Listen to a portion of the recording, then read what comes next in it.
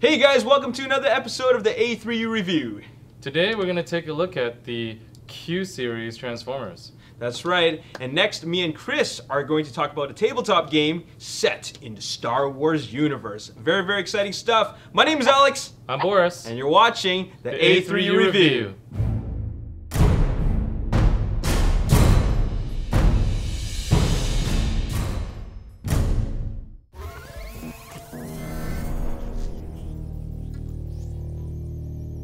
Okay, so we got a couple of mini Transformers in front of us, and these just came out and they're called the Q Transformers. So Boris, what can you tell us about these Q Transformers? What are they all about? They're based on Takara's line called Choro Q. Okay. And basically there were these small little penny racers back in the day. They had rubber wheels. I'm sure anyone that's had them remembers them. And they're wind up, so you'd like pull them back and then they'd kind of zip around, and they were always, I remember that. Yeah, right. Yeah. And they were always like this, like smaller, like almost like a super deformed version of the car. Yeah. That it was representing. So this was actually inspired by that line. Okay. And it was done kind of in conjunction with the 30th anniversary of Transformers. Yep. And it's also the 35th anniversary of Choro Q this year as well. Ah, okay, all right. So yeah, now it all like makes sense, right? Yeah. Because a lot of people come in the store and they're like, these are really cute, but why? Yeah, where did the inspiration come from to make this? I mean, it's so random, right? Yeah, I wanted to talk about it a little bit more just because so many people have questions about where this line actually comes from, and it's actually really cool. They're coming out with some really interesting cars and interesting takes on like Jazz. Like for example, Jazz is an AE86 in this, which is the everybody should know from the Initial D series. Yep. Yeah, the king of drifting animes. Yeah. Drifting, you know, probably drifting culture. Yep. Kind of came from that. So yeah, anyways, I thought they're super awesome. I've always liked mini cons. I've said that many times on this. These are kind of like that same spirit, except they're like done in the kind of Choro Q style. So yeah.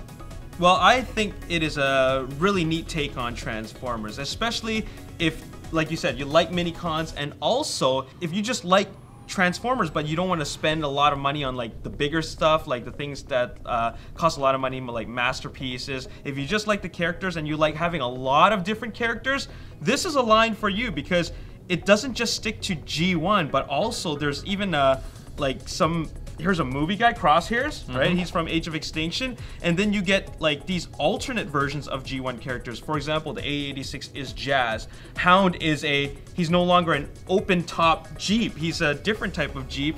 And then is this based off of like the alternators or the Binaltech versions? The Alternity Prime. Yeah, so there you go. They actually have the GTR as well. That's right. So it's a different like era of vehicles for every single one of these classic characters that we know of. So I love the idea. I mean, even here, right here, we have is this a Subaru WRX as Blue Streak? Yeah, so that's like the alternator's Blue Streak. That's right. And in fact, they actually have different versions of Prime, for example. They are going to have Prime in his G1 truck mode as well. Yeah. One of the first ones in this series was the movie Prime. Okay. And just a side note, he's actually gonna be the star of this like short anime series that's gonna be based on this. Oh, cool. Yeah, it's a weird this whole thing is this weird layered kind of referencing thing, because it also refers to like the actual anime that's gonna be highlighting and spotlighting a lot of these Q Transformers. Is going to be called The Return of Mystery of Convoy or something like that. Which is actually based on The Mystery of Convoy, which was a Famicom game, or you know, the Japanese version. Yeah, of sounds Nintendo. Familiar from like the original Japanese Super Famicom, right? Yeah, it was the regular Famicom. Oh, the original Famicom. Yeah, so basically the NES of Japan. Japan, yes. And they had this game. It had Ultra Magnus as one of the main characters, and the whole mystery of Convoy was supposed to be like the mystery of his killer. And back then, the movie had still not caught up with the Japanese audience, because as you know, in the Japanese continuum, Prime hadn't died, not like yeah, in the Hasbro movies.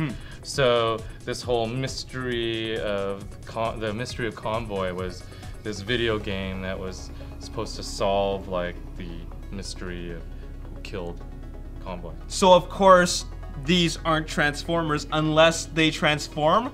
So let's get these guys in robot mode. Yeah, let's just try a couple. I mean, you can try one too. They're not very hard to transform. How do we do that? Okay. They're yeah. kind of like mini cons, right? Yeah. They just kind of pop open. Yep. Very easily. The difference with these, of course, is that they have, you know, ball joints now. Yep. You know, and I mean they're totally like ridiculous looking because they're like super deformed. Yep. Kind of like the cars themselves. They're, you know, the real car doesn't look like that. It's totally very exaggerated. But yep. I think that's the kind of charm of this whole series, right? That's right. I mean, look at Jeff. It's got this huge chest and these totally weird, like bulky shoulders, and then these like mini feet. You know, they're just totally exaggerated, totally ridiculous, but what's totally awesome. That's right. Yeah. And they all transform the same way. Yeah. So I mean, you can't get it wrong. It's just kind of like this little fun toy to have on your desk. You transform it back. But you know, some of the head sculpts are actually pretty awesome. Like the Jazz is very obviously Jazz. Yeah. I love the Datsuns. Like oh yeah, they look good. Yeah, I'm getting that whole series for sure.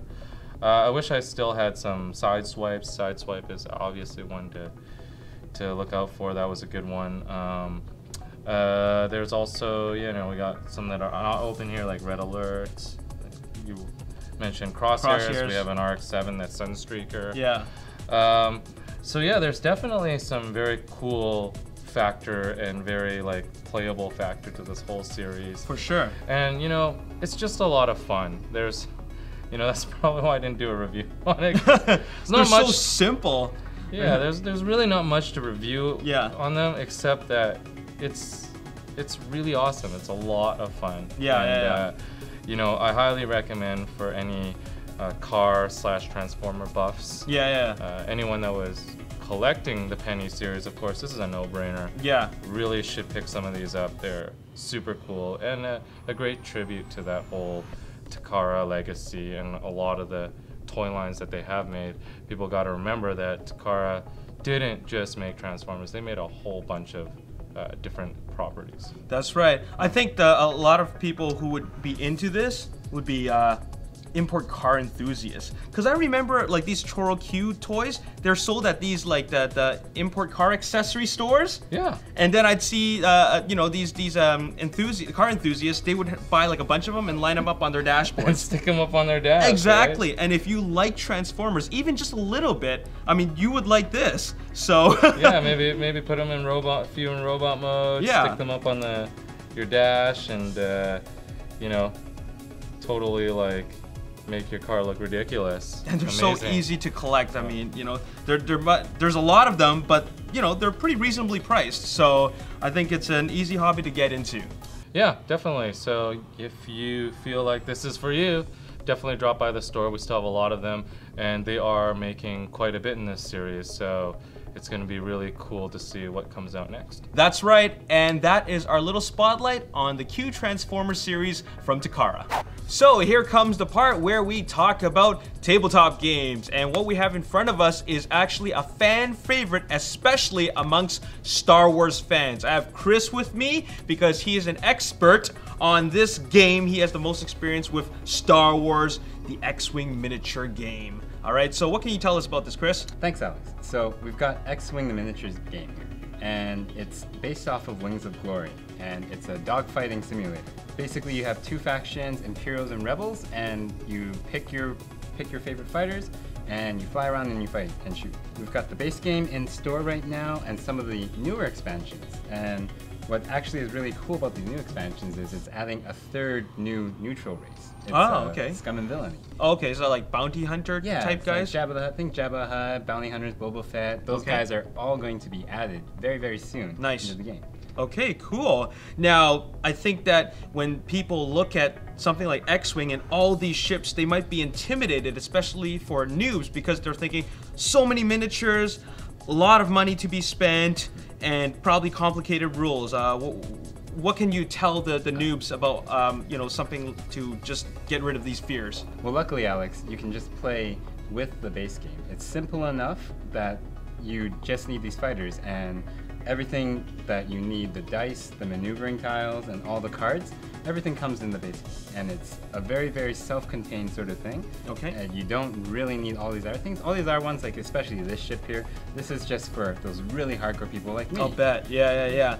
So you're telling me you can get a decent game in with just one X-Wing and 2 TIE fighters? Absolutely. Okay. And it's really close most of the time. Really? Okay, so pretty well balanced. Yeah. Okay, so when you decide that you want to get a more exciting space battle, then that's when you start investing on, you know, more ships. Definitely, there's a lot of different a lot of different expansions out there. Yeah. And you can pick and choose what you like. They come in these really, really convenient small sets, and each one has their own cards, has their own activated abilities, and comes with everything for that ship. So you can just pick and choose what you like, and your collection, like mine, will build up over time. Cool. All right, well, the last thing I want to mention is how easy is it or complex are the rules? Like, how easy is it to learn? Complexity is pretty low, honestly. Like, really? There's 2 phases only. There's a movement phase and a shooting phase. Okay. Really, as it should be, As right? it should be. Yeah. You move first and then you shoot. Yeah, that's right. So you've got your little dials, and you spin the dial and you hide it, and you move the guys around. After you move, then you shoot each other and you go nuts. And then you just rinse and repeat and you just keep going. Okay. Pretty fast, pretty easy. Seems pretty simple, and actually I've gone through the rules, and even though the rule book does quite seem a little bit intimidating, when you summarize it all, it's actually quite simple and straightforward. So I am excited to play my very first game. Chris plays it all the time here at Ages 3 and Up here in Lougheed Mall, and why don't you let the viewers know when is tabletop night? Tabletop nights are on Wednesdays from 6 to 9. So make sure you catch us there, and perhaps you can get in a game of X-Wing. And that wraps up our episode for today. We hope you enjoyed it. Make sure you stay tuned next week because we got a lot more exciting things for you. Absolutely. And if you enjoyed this video, hit the like button, subscribe to the YouTube channel, like us on Facebook, Ages 3 and Up, and also follow us on Twitter at Ages 3 and Up. We'll see you next week. See you next week. Later.